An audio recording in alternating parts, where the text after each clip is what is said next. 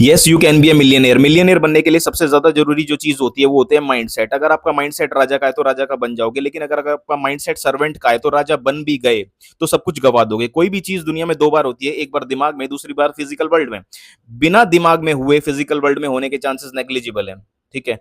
उसके बाद दूसरा पॉइंट ये है कि जब तुम चलो तो तुम्हें लगना चाहिए कि कोई राजा चल रहा है, कोई मिलियनेयर चल रहा है। दुनिया को लगे या ना लगे, लेकिन एटलीस्ट तुम्हें लगना चाहिए। Because if you want to be treated like a king, you should treat yourself first like a king.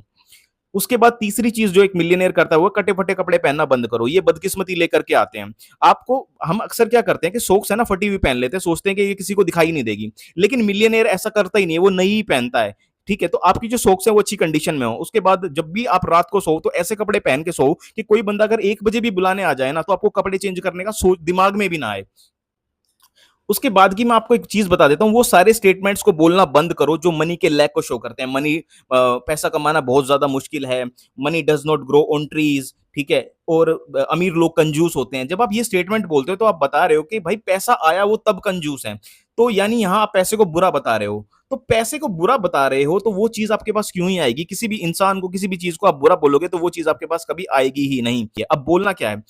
I am a money magnet, ये एक ऐसी अफर्मेशन है जो अपॉर्चुनिटी क्रिएट करती है। दूसरी अफर्मेशन बता रहा हूं, money comes to me very very easily in my life. जिस चीज पे फोकस करोगे वही चीज लाइफ में बढ़ने लग जाएगी। आप मानोगे कि भाई money comes to me very easily in my life, तो यही चीज होगी। उसके बाद जो सबसे ज्यादा एक और ज्यादा इंपॉर्टेंट चीज है वो ये है कि आपको 369 मेथड को फॉलो करना है। वो क्यों करना है कि जब आप लिखते हो thank you universe I am a millionaire, तो आपकी जो सारी एनर्जी है वो एक ही दिशा में लगने लग जाएगी, वो डिस्ट्रीब्यूटेड नहीं होती। तो एक एक सर्टेन पीरियड के बाद आप बनी जाओगे। 369 इतनी पावरफुल मैनिफेस्टेशन टेक्निक है। नेगेटिव लोगों के साथ रहना बंद करो, ये बहुत बहुत ज्यादा जरूरी है। नेगेटिव लोग जो होते हैं वो बदकिस्मती के शिकार होते हैं। उनकी जो नेगेटिविटी है वो आपके ऊपर आ सकती है और आती भी है। अगर आप 10 दिन भिखारियों के साथ बैठना शुरू कर दोगे ना तो आपका माइंडसेट भी भिखारियों के साथ के जैसा ही हो जाएगा। लेकिन अगर आप बिलियनियर और मिलियनियर के साथ बैठना शुरू कर दोगे, अगर 4 बंदे मिलियनियर हैं और आप नहीं भी हो, तो एक टाइम पीरियड के बाद आप बन जाओगे। तो फ्रीक्वेंसी का ये रोल है। जैसे जैसी फ्रीक्वेंसी वाले लोगों के साथ बैठोगे वैसे वाइब्रेट करोगे। उसके बाद नेविल गॉडार्ड ने एक बात कही है कि फीलिंग इज द सीक्रेट। तो आपको क्या है, फील करना है कि मैं एक राजा हूं। अब करे कैसे? ये तो बहुत ज्यादा मुश्किल काम हो जाएगा।